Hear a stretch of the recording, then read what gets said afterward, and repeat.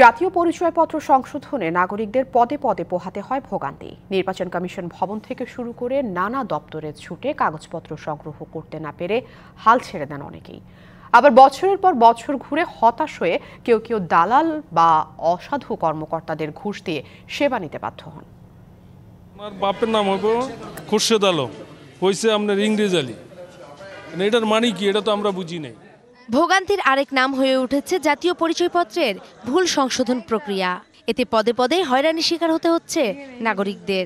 নির্বাচন কমিশন নতুন এনআইডি তৈরি ও ভুল সংশোধন করে থাকে। তবে সেবাগ্রহীতাদের অভিযোগ, সংশোধনের ক্ষেত্রে কর্মকর্তারা একের পর এক নানা কাগজ চেয়ে থাকেন। অভিযোগ, টাকা ছাড়া এনআইডি সংশোধন করতে সময় লাগে বছরের পর বছর। এখানে বলবে না কি কাগজপত্র লাগবে, এটা বলতে পারে না। বললো কি আপনার সবকিছু এ টু জেড ঠিক আছে, আপনার রিপোর্ট যে নেগেটিভ আছে সব ওকে, তাহলে আমারটা কেন আটকায় রাখছে? নাম পরিবর্তনের জন্য 18,000 টাকা চাইছে। রাজধানীর থানা নির্বাচন অফিসগুলোতেও ঘুরতে দেখা যায় অনেককেই।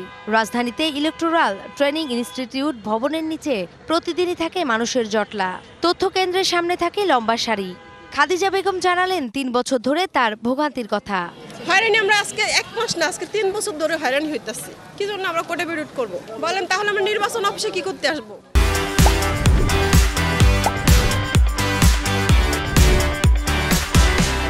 অনেকের অভিযোগ, সব কাগজ জমা দিলেও কাজ হয় না।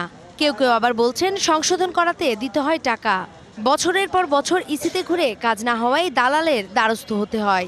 আমি আসছিলাম অ্যাপ্লাই ক্যান্সেল করার জন্য আর কি, তো উনি বলতেছে আমার টাকা দেন, আমি ক্যান্সেল করে দেব।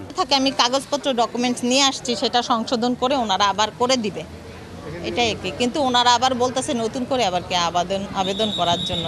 আমাদের কাছে লাস্ট 35,000 টাকা চাইছে। ওইখান থেকে ওরা এখানে কল করে তারপরে কনফার্ম করে আমাদেরকে।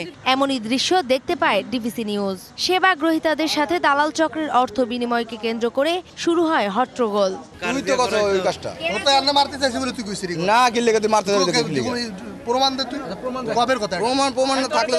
তবে দালাল চক্রের ভাষ্য, পাশে থাকা কম্পিউটার দোকানীদের যারা এমন কাজ করে থাকে তাদেরই সাহায্য করেন তারা।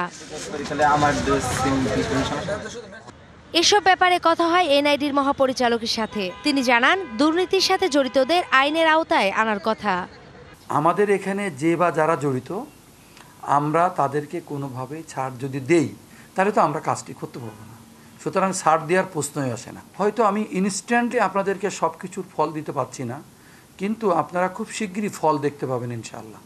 নাগরিকদের ভোগান্তি কমাতে 3 মাসের মধ্যে প্রায় 4 লাখ এনআইডি সংশোধন আবেদন নিষ্পত্তির আশ্বাস দেন তিনি। নূপুর মাহমুদ, ডিবিসি নিউজ, ঢাকা।